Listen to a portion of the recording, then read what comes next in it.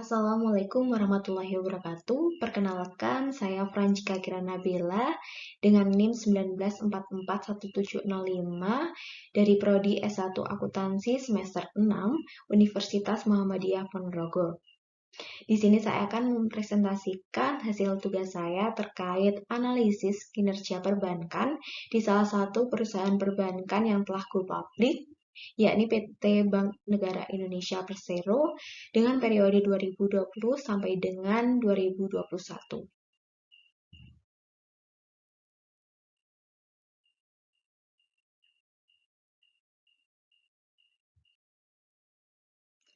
Nah, berikut ini adalah kelima aspek yang akan saya bahas pada kali ini.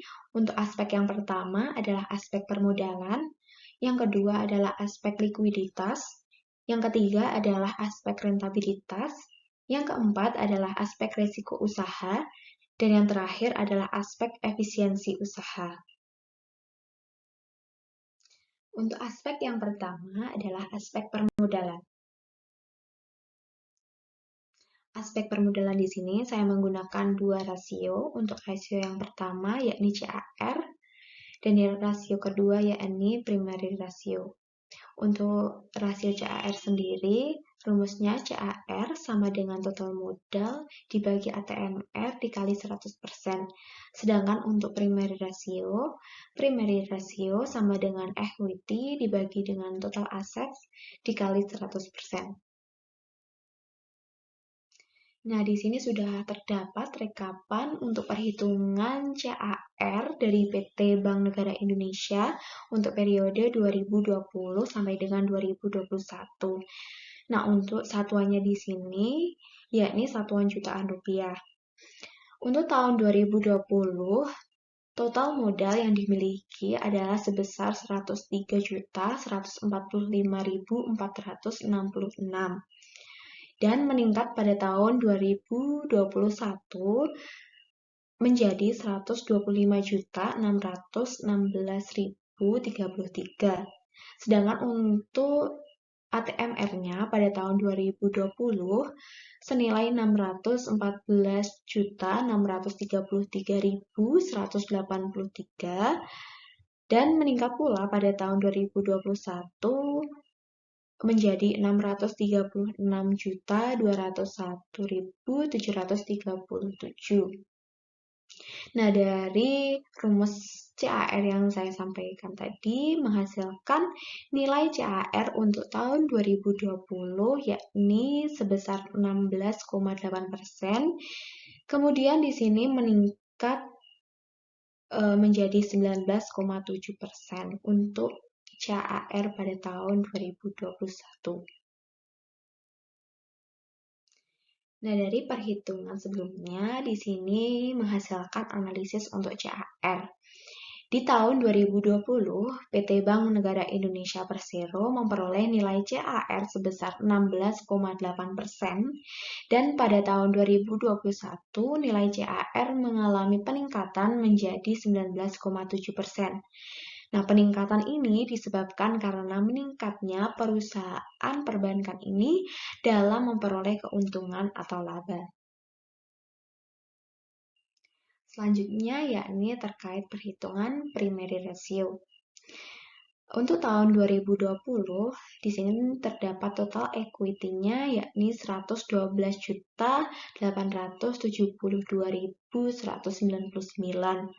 Dan di tahun 2021 meningkat menjadi 126.519.977. Sedangkan untuk total asetnya pada tahun 2020 yakni 891.337.425 dan di tahun 2021 meningkat menjadi 964.837.692. Berdasarkan rumus yang saya sampaikan di awal, untuk primary ratio di tahun 2020 sebesar 12,7%, meningkat pada tahun 2021 sebesar 13,1%. Dari perhitungan sebelumnya didapatkan analisis primary ratio. Di tahun 2020, PT Bank Negara Indonesia Persero memperoleh nilai primary ratio sebesar 12,7%, dan pada tahun 2021 nilai primary ratio mengalami peningkatan menjadi 13,1%. Peningkatan ini menunjukkan bahwa perusahaan perbankan ini mampu untuk memenuhi segala kewajibannya. Aspek yang kedua adalah aspek likuiditas. Untuk aspek likuiditas di sini saya menggunakan dua rasio. Untuk rasio yang pertama adalah LDR dan rasio kedua adalah LAR.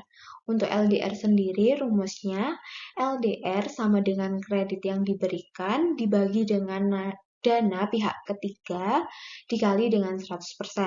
Sedangkan untuk LAR rumusnya LAR sama dengan kredit yang diberikan dibagi dengan jumlah aset dikali dengan 100%. Nah, berikut ini perhitungan LDR pada PT Bank Negara Indonesia Persero untuk periode 2020 sampai dengan 2021, sama seperti sebelumnya. Di sini satuannya yakni jutaan rupiah. Di tahun 2020, jumlah kredit yang diberikan adalah senilai 586.206.787, dan pada tahun 2021 menurun menjadi 582.436.230. Sedangkan untuk jumlah dana pihak ketiga di tahun 2020 senilai 641.571.744, dan pada tahun 2021 meningkat menjadi 729.168.611. Berdasarkan rumus dari LDR, untuk tahun 2020 ini nilai LDR sebesar 90,5%, dan di tahun 2021 menurun menjadi 79,9%. Dari perhitungan LDR sebelumnya menghasilkan analisis. Di tahun 2020, PT Bank Negara Indonesia Persero memperoleh nilai LDR sebesar 90,5%. Dan pada tahun 2021, nilai LDR mengalami penurunan menjadi 79,9%. Penurunan ini menunjukkan bahwa terdapat penurunan kemampuan perusahaan perbankan dalam membayar hutang-hutangnya. Lanjut ke perhitungan LAR untuk PT Bank Negara Indonesia periode 2020 sampai dengan 2021. Di tahun 2020, kredit yang diberikan yakni sejumlah 586.206.787. Di tahun 2021 menurun menjadi 582.436.230. Sedangkan untuk jumlah asetnya di tahun 2020 sebesar 891.337.425, dan tahun 2021 sebesar 994.837.692. Nah, berdasarkan rumus dari LAR, untuk nilai LAR pada tahun 2020 yakni sebesar 65,8%, dan untuk nilai LAR di tahun 2021 sebesar 60,4%.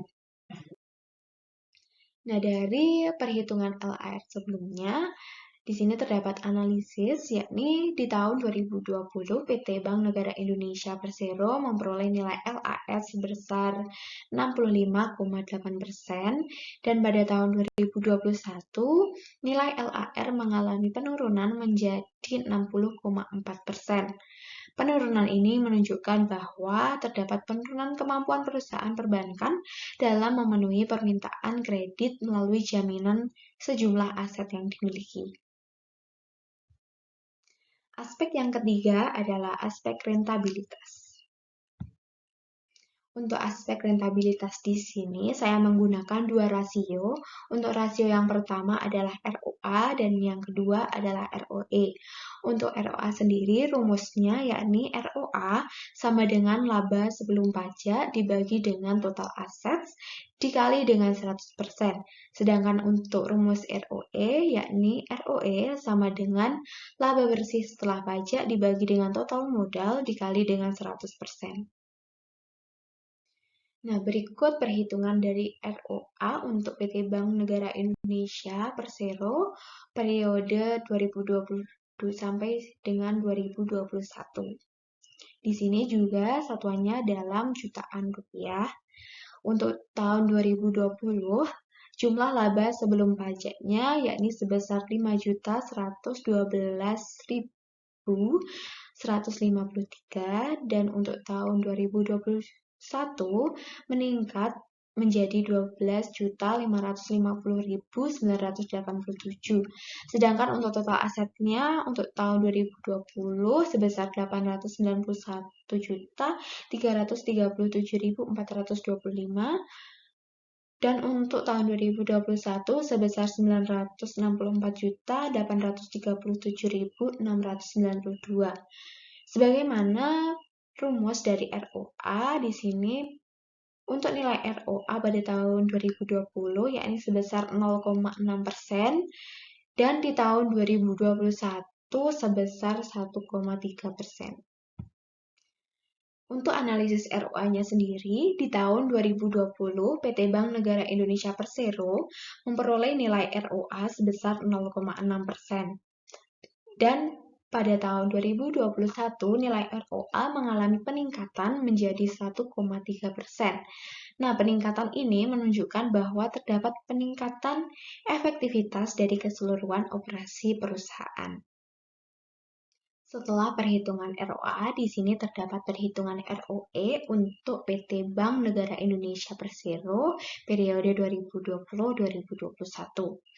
Di tahun 2020, total laba bersih setelah pajaknya yakni 3.321.442 dan di tahun 2021 meningkat menjadi 10.977.051. Sedangkan untuk total modalnya di tahun 2020 sebesar 103.145.466 dan di tahun 2021 sebesar 125.616.033. Sebagaimana dari rumus ROE di sini memperoleh nilai ROE pada tahun 2020 yakni sebesar 3,2% dan di 2021 nilai ROE-nya sebesar 8,7%. Analisis ROE di sini yakni di tahun 2020 PT Bank Negara Indonesia Persero memperoleh nilai ROE sebesar 3,2% dan pada tahun 2021 nilai ROE mengalami peningkatan menjadi 8,7%. Peningkatan ini menunjukkan bahwa terdapat peningkatan kemampuan perusahaan perbankan dalam memanfaatkan modal dan ekuitas yang dimiliki untuk meraih sejumlah laba. Aspek yang keempat adalah aspek risiko usaha. Untuk aspek risiko usaha di sini saya menggunakan dua rasio, yakni rasio pertama credit risk dan rasio kedua asset risk. Untuk rumus credit risk sendiri, credit risk sama dengan bad debt dibagi dengan total loan dikali dengan 100%. Sedangkan untuk rumus asset risk sama dengan equity dibagi dengan total assets, dikurangi dengan cash, dikurangi dengan securities, kemudian dikali dengan 100%. Selanjutnya terdapat perhitungan credit risk untuk PT Bank Negara Indonesia periode 2020 sampai dengan 2021. Di sini satuannya juga dalam jutaan rupiah. Di tahun 2020, total bad debt yakni sebesar 44.227.986, dan di tahun 2021 sebesar 50.294.886. Sedangkan untuk total loan-nya di tahun 2020 sebesar 586.206.787, dan di tahun 2021 sebesar 582.436.230. Berdasarkan rumus dari credit risk, di sini didapatkan untuk nilai credit risk pada tahun 2020 sebesar 7,5%, kemudian meningkat pada tahun 2021 menjadi 8,6%. Untuk analisis credit risk di sini, di tahun 2020 PT Bank Negara Indonesia Persero memperoleh nilai credit risk sebesar 7,5%, dan pada tahun 2021 nilai credit risk mengalami peningkatan menjadi 8,6%. Peningkatan ini menunjukkan bahwa terdapat peningkatan risiko akibat kegagalan nasabah atau pihak lain dalam memenuhi kewajiban kepada bank sesuai dengan perjanjian yang disepakati. Perhitungan selanjutnya adalah perhitungan aset risk untuk PT Bank Negara Indonesia Persero periode 2020-2021. Untuk total equity di tahun 2020 adalah sebesar 112.872.199, dan di tahun 2021 menjadi 126.519.977. Untuk total asetnya di tahun 2020 891.337.425, dan di tahun 2021 sebesar 964.837.692. Untuk cash-nya sendiri di tahun 2020 sebesar 16.878.580, dan di tahun 2021 sebesar 13.644.153. Selanjutnya untuk total securities-nya di tahun 2020 sebesar 15.788.354, dan di tahun 2021 menjadi 17.555.778. Nah, berdasarkan rumus dari aset risk, di sini didapatkan nilai untuk aset risk tahun 2020 adalah 13,2%, sedangkan untuk tahun 2021 meningkat menjadi 13,5%.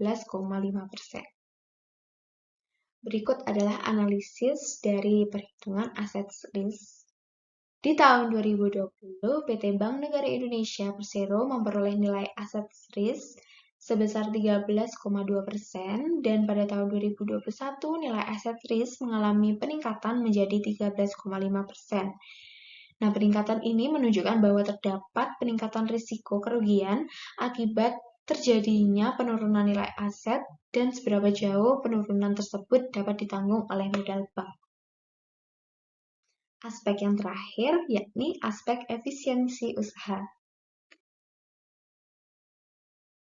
Untuk aspek efisiensi usaha di sini saya juga menggunakan dua rasio. Untuk rasio yang pertama yakni leverage multiplier, dan rasio yang kedua yakni asset utilization. Untuk rumus leverage multiplier sendiri yakni leverage multiplier sama dengan total assets dibagi total capital dikali dengan 100%, sedangkan untuk assets utilization, rumusnya assets utilization sama dengan operational income ditambah dengan non-operational income, kemudian dibagi dengan total assets dan dikalikan dengan 100%. Berikut adalah perhitungan dari leverage multiplier untuk PT Bank Negara Indonesia periode 2020-2021. Satuannya sama, yakni jutaan rupiah. Di tahun 2020, total aset sebesar 891.337.425 dan di tahun 2021 sebesar 964.837.692. Untuk total kapital di tahun 2020 sebesar 103.145.466 dan di tahun 2021 sebesar 125.616.033. Sebagaimana rumus dari leverage multiplier untuk tahun 2020 menghasilkan nilai 864,2%, sedangkan di tahun 2021 menurun menjadi 768,1%. Untuk analisisnya, di tahun 2020, PT Bank Negara Indonesia Persero memperoleh nilai leverage multiplier sebesar 864,2%, dan pada tahun 2021 nilai leverage multiplier mengalami penurunan menjadi 768,1%. Penurunan ini menunjukkan bahwa semakin rendahnya risiko gagal bayar kewajiban utang yang dihadapi perusahaan perbankan ini. Nah, untuk perhitungan terakhir dari bahasan kali ini yakni terkait perhitungan assets utilization untuk PT Bank Negara Indonesia Persero periode 2020-2021. Di tahun 2020, total operational income-nya yakni 5.231.444, kemudian di tahun 2021 menjadi 12.767.284. Perlu diketahui untuk non-operational income dari PT Bank Negara Indonesia pada tahun 2020 dan 2021 tidak ada. Untuk itu di sini saya menggunakan akun operational income dan total aset saja. Sedangkan untuk total asetnya di tahun 2020 sebesar 891.337.425. Sedangkan di tahun 2021 sebesar 964.837.692. Berdasarkan rumus dari assets utilization di tahun 2020 menghasilkan nilai 0,6%, sedangkan di tahun 2021 nilainya adalah 1,3%. Untuk analisis assets utilization di sini, di tahun 2020, PT Bank Negara Indonesia Persero memperoleh nilai assets utilization sebesar 0,6%, dan di tahun 2021, nilai assets utilization mengalami peningkatan menjadi 1,3%. Peningkatan ini menunjukkan bahwa terdapat peningkatan kemampuan manajemen bank dalam mengelola aset yang dimiliki untuk menghasilkan pendapatan baik secara operasional maupun non-operasional. Nah, mungkin cukup sekian presentasi dari saya. Terima kasih atas perhatiannya. Apabila ada kurangnya, saya mohon maaf. Akhir kata, wassalamualaikum warahmatullahi wabarakatuh.